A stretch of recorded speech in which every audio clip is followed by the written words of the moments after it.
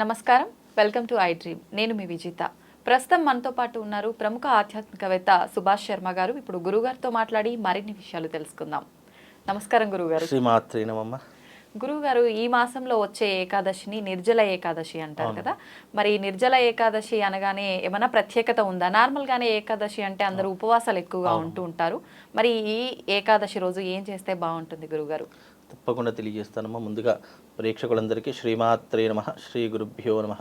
జ్ఞానినాంనపి చేతాంసి దేవి భగవతీ సా బలాయ కృషమోహాయ మహామాయా ప్రయశ్చతి. జ్యేష్ఠ మాసంలో వచ్చేటటువంటి మొట్టమొదటి ఏకాదశి ఈ నిర్జల ఏకాదశి. ఈ నిర్జల ఏకాదశి అని అంటే గనక, ఏకాదశి అంటేనే మామూలుగా ఉపవాస దీక్షలు వహించడము, అలాగే అభిషేకాది క్రతువులు చేయడము, అలాగే ఇంట్లో ప్రత్యేకమైనటువంటి దేవతా అర్చనలు చేయడము, ఇలాంటివి ఆచార సాంప్రదాయంగా చాలామంది ఆచరిస్తూ ఉంటారు. అయితే ఏకాదశి అంటేనే ఒక పూట భోజనం చేసి మిగతా సమయాల్లో ఉపవాస దీక్షను వహించడము అని అంటారు. అంటే ఏకభుక్తము చేయాలి అని చెప్పేసి, అంటే ఒకటే పూట అన్నం అనేటటువంటి వస్తువులు తినాలి. అలాగే దీనికి ప్రత్యేకత ఏంటి అంటే కనుక, ఈ నిర్జల ఏకాదశి రోజున కనీసం పచ్చి మంచినీళ్లు కూడా ముట్టకుండా ఉండేటటువంటి ఏకాదశి ఈ నిర్జల ఏకాదశి. దీన్ని పాండవ ఏకాదశి అని కూడా పిలుస్తూ ఉంటారు.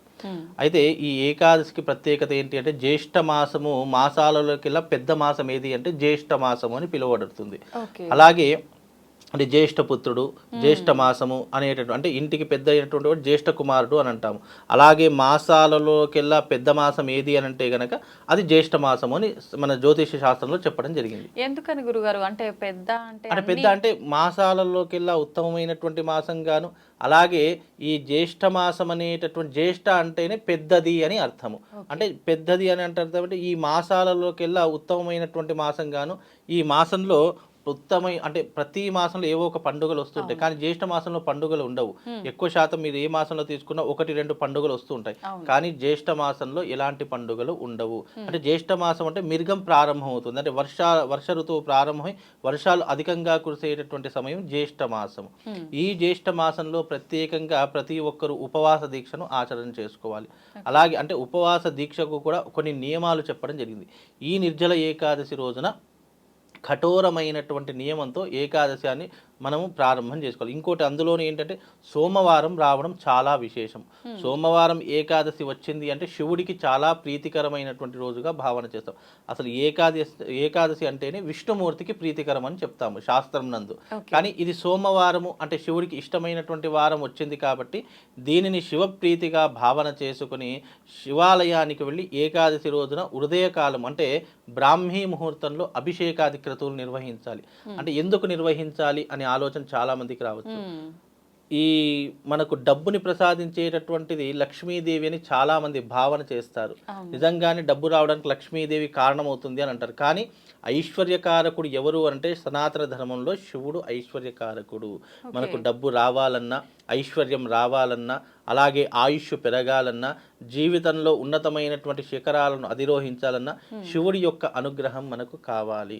అందుకే శివుడి యొక్క అనుగ్రహం కోసం, ఐశ్వర్య ప్రాప్తి కోసం ఈ నిర్జలమైనటువంటి ఏకాదశి రోజున బ్రాహ్మీ ముహూర్తం అంటే ఉదయం 4:30 నుండి మొదలుకొని 6 గంటల మధ్యకాలం వరకు బ్రాహ్మీ ముహూర్తం ఉంటుంది. అంటే సూర్యుడు రాకమునిపే దాన్ని బ్రాహ్మీ ముహూర్తం అంటారు. ఈ బ్రాహ్మీ ముహూర్తమునందు శివుడికి ప్రత్యేకమైనటువంటి అభిషేకాది క్రతువులు నిర్వహిస్తే గనక ఐశ్వర్య ప్రాప్తి కలుగుతుంది. అదే ప్రదోషకాల అభిషేకం అని, శివుడికి 3 కాలముల అభిషేకం ఉంటుంది. ఒకటి ప్రాతకాలమునందు, మధ్యాహ్నమునందు, అలాగే గోధూళి సమయం నందు. ఈ 3 కాలాల యందు శివుడికి ప్రత్యేకమైనటువంటి అభిషేకాలు కొన్ని ఆలయాలలో చేస్తారు. ఉదయకాలం చేసేటటువంటి అభిషేకానికి ప్రత్యేకముగా ఐశ్వర్య ప్రాప్తి, ఆయుష్ కలుగుతుంది. సాయంకాలం చేసేటటువంటి అభిషేకానికి ఆయు వృద్ధి కలుగుతుంది. అలాగే అనారోగ్యం పాలు ఎవరైతే ఉన్నారో అలాంటి వారికి ఆరోగ్య అభివృద్ధి కలుగుతుంది. కనుక ఈ నిర్జల ఏకాదశి రోజున మీకెవరికైనా ఐశ్వర్యం కావాలనుకున్న, ఆరోగ్యం కావాలనుకున్న, మానసికంగా శారీరకంగా ఎవరైతే ఇబ్బందులు పడుతున్నారో ఈ నిర్జల ఏకాదశి రోజున శివాలయానికి వెళ్ళి అభిషేకాది క్రతువులు చేసుకోండి. అలాగే ఈ ఏకాదశి పరమ పవిత్రమైనటువంటిదిగా భావన చేసుకుని ఆ రోజున ఏమీ ముట్టకుండా, ఎలాంటి పదార్థాలు ముట్టకుండా ఆ రోజున చక్కగా ఉపవాస దీక్షను చేయండి. ఉపవాస దీక్ష వలన అంటే ఇటు సైన్స్ ప్రకారం చెప్పాలన్నా, ఇటు శాస్త్ర ప్రకారం చెప్పాలన్నా, వారములో ఒక్కరోజైనా ఈ శరీరానికి ఉపవాస దీక్షను అందించాలి అని సనాతన ధర్మం తెలియజేసింది. అలాగే సైన్స్ ప్రకారం కూడా ఈ శరీరానికి ఒక రోజు గనక ఆహారం ఇవ్వకపోతే మన శరీరంలో ఉన్నటువంటి సకలమైనటువంటి కొవ్వు పదార్థాలు కరిగిపోయి మన శరీరాన్ని ఆరోగ్యంగా ఉంచేటటువంటి విధానంగా కూడా, అంటే ఆరోగ్య సూత్రాలలో కూడా ఒకరోజు ఏమీ ఇవ్వకుండా, కనీసం పచ్చి మంచినీళ్ళు కూడా ఇవ్వకుండా ఈ శరీరాన్ని అలాగే పెడితే గనక మన శరీరంలో ఉన్నటువంటి 365 రోగాలు తగ్గిపోతాయి అనేటటువంటి విధానంలో కూడా సైన్స్ విధానంలో చెప్పడం జరిగింది. అందుకే దీనికి చాలా ప్రత్యేకత ఉంది. అంటే వారంలో తినేటటువంటి పదార్థాలు ఒక్క రోజు కనుక తినకపోతే మన శరీరంలో ఉన్న మలినమంతా కరిగిపోయి మన శరీరం ఎప్పుడు కూడా దృఢంగా ఉంటుంది. శరీరం ఆరోగ్యం భాస్కరాదిత్య, అంటే ఆరోగ్యం ఎప్పుడు కూడా బాగుండాలనే సదుద్దేశంతో మన పెద్దలు పెట్టినటువంటి ఏకాదశి. ఒక రోజైనా ఉపవాసం ఉంటే గనక అనేక విధములైనటువంటి దైవానుగ్రహంతో పాటు శరీరం కూడా బాగుండేటటువంటి లక్షణాలు ఉంటాయి. అంటే ఏదైనా కూడా మనం పూజలు పునస్కారాలు ఏది చేసినా కూడా ఒకటి ధన వృద్ధి కోసం చేస్తాము, ఇంకోటి ఆరోగ్యపరంగా ఉండాలని చెప్పేసి చేస్తున్నాం. అలా ఆరోగ్యంగా ఉండడానికి, ఐశ్వర్యాన్ని పొందడానికి రెండిటికి కూడా ఈ నిర్జల ఏకాదశి అనేటటువంటిది ఉపయోగపడుతుంది. కనుక ఈ నిర్జల ఏకాదశి రోజున అనేక విధమైనటువంటి క్రతువులు చేసుకోవచ్చు. మీకు అప్పుల బాధలు ఉన్నాయా, శివాలయానికి వెళ్ళి మారేడు పత్రం పెట్టండి. అలాగే మీకు అనారోగ్య సమస్యలు ఉన్నాయా, పంచామృతంతో అభిషేకం చెయ్యండి.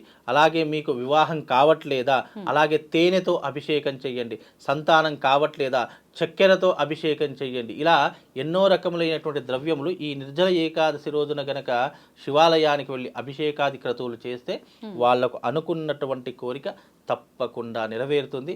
అంత గొప్పనైనటువంటిది ఈ నిర్జలమైనటువంటి ఏకాదశి.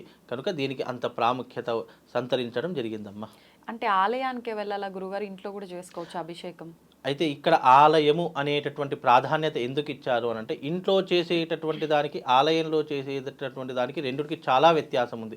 బికాజ్ ఇంట్లో చేస్తే గనక ఇంట్లో ఎన్నో రకాలైన, అంటే పూజ మధ్యలో లేవడం కానివ్వండి, డిస్టర్బెన్స్ జరగడం కానివ్వండి, లేదా ఇంట్లో వాతావరణం అనుకూలించకపోవడం కానీ, ఇలా ఎన్నో రకాలైనటువంటి సమస్యలు ఉంటాయి. అదే ఆలయానికి వెళ్ళామనుకోండి, ప్రశాంతంగా చేసుకుని ఇంటికి రావచ్చు అనేటటువంటి ఒక ఉద్దేశంతోనే తప్ప, ఇంకోటి ఏంటంటే పూజా మందిరం అనేటటువంటిది వేరే, ఇక్కడ ఆలయం అనేటటువంటి, ఆలయము అంటే గనక అక్కడ అంత పాజిటివ్ ఎనర్జీ ఉంటుంది. అక్కడ ఎప్పుడూ కూడా శివనామస్మరణతో కానీ, వేదమంత్ర ఉచ్చారణతో కానీ ఆలయ ప్రాంగణం అంతా కూడా ఒక పాజిటివ్ ఎనర్జీ అనేటటువంటిది ఎక్కువగా ఉంటుంది. అదే ఇంట్లో అనుకోండి, మనకు డిస్టర్బెన్స్ రావడము, లేదా ఎవరో ఒకరు పిలవడము, లేదా ఏదో ఒకటి ముట్టుకోవడము, ఏదో ఒకటి తాకడము, లేదా పిల్లలు సరిగ్గా చేసుకొనివ్వకపోవడం, అంటే ఎలా ఉంటుంది అంటే నిశ్చలమైనటువంటి ఏకాగ్రత ఉండదు. ఏకాగ్రతతో చేసే అభిషేకానికే అక్కడ ప్రాధాన్యత తప్ప, మనం చిత్తం శివుని మీద భక్తి చెప్పుల మీద పెట్టామనుకోండి, ఏమవుతుంది, అది ఎంత చేసినా కూడా బూడిదలో పోసిన పన్నీరే అవుతుంది. కాబట్టి నువ్వు ఒక క్షణం చేసిన, ఒక నిమిషం చేసిన నిర్మలమైనటువంటి మనసుతో, నిశ్చలమైనటువంటి భక్తితో ఆచరించే ఏ దానికైనా కూడా అనంతమైనటువంటి పుణ్య ఫలితం కలుగుతుంది. అందుకే ఆలయానికి వెళ్ళి చేయడం ద్వారా మనకు ప్రశాంతత దొరుకుతుంది, కాసేపు విశ్రాంతి దొరుకుతుంది. అలాగే అక్కడ ఉన్నటువంటి పాజిటివ్ ఎనర్జీ ఏదైతే ఉంటుందో అది మనకు ఒక రక్షణ కవచంలా మారి ఎప్పుడూ కూడా మనల్ని రక్షించేటటువంటి ఒక అద్భుతమైనటువంటి తారక మంత్రంలా మనల్ని అంటి పెట్టుకొని ఉంటుందమ్మా. ఇప్పుడు ఉపవాసం అన్నారు కదా గురుగారు, అది ఎప్పుడు విరమించాలి? ఉపవాస దీక్ష అనేటటువంటి చాలా మంది ఏం చేస్తారంటే, ఇప్పుడు ఈ రోజున నిజానికి శాస్త్రానికి ఉపవాస దీక్ష అంటే ఏంటంటే, సూర్యోదయం మొదలుకొని మనం ఈ రోజున లేచాము, చక్కగా స్నానము అన్నీ చేసేసాము, ఆ రోజున మొదలుకొని మళ్ళీ తెల్లవారి సూర్యోదయం వరకు ఉపవాస దీక్షను వహించాలి. తెల్లవారి సూర్యోదయం అయ్యింది అని అంటే గనక ఆ రోజున మళ్ళీ భగవంతునికి నైవేద్యం పెట్టిన తర్వాతనే ఉపవాస దీక్షను వదిలివేయాలి అని చెప్పేసి సనాతన ధర్మం చెప్పడం జరిగింది. చాలామంది ఏం చేస్తారంటే, ఈ రోజు ఉపవాసం రాత్రి 12 దాటిందా ఇక భోజనం చేసేస్తూ ఉంటారు, లేదంటే ఏదో ఒకటి తినేస్తారు. అంటే వాళ్ళకి టైం ఏంటి అంటే 12 దాటింది, డేట్ చేంజ్ అయింది, అంటే ఇంగ్లీష్ లెక్కల ప్రకారం ఈ రకంగా పడతారు. కానీ సనాతన ధర్మంలో, జ్యోతిష శాస్త్రంలో సూర్యోదయం నుండి సూర్యాస్తమ, అంటే మళ్ళీ తెల్లవారి సూర్యోదయం వరకు ఒక రోజు కంప్లీట్ అయినట్టు. అంతేగాని ఈ రోజు సూర్యోదయం అయింది, ఇక రాత్రి 12 దాటింది, వేరే డేట్ అయిపోయిందంటే అలా లెక్కలోకి వేసుకోకూడదు ఎప్పుడు కూడా. ఈ రోజు సూర్యోదయం అయితే మరునాడు ఉదయకాలం సూర్యోదయం అయిన తర్వాతే మనకు ఉపవాసం గడిచినట్టుగా లెక్క వేసుకుంటే గనక అది పూర్తి ఉపవాస దీక్ష అన్నట్టుగా అది మనం భావన చేసుకుంటామమ్మా. ఓకే, చాలా చక్కగా తెలియజేశారు గురుగారు, ధన్యవాదాలు. శ్రీమాత్రే.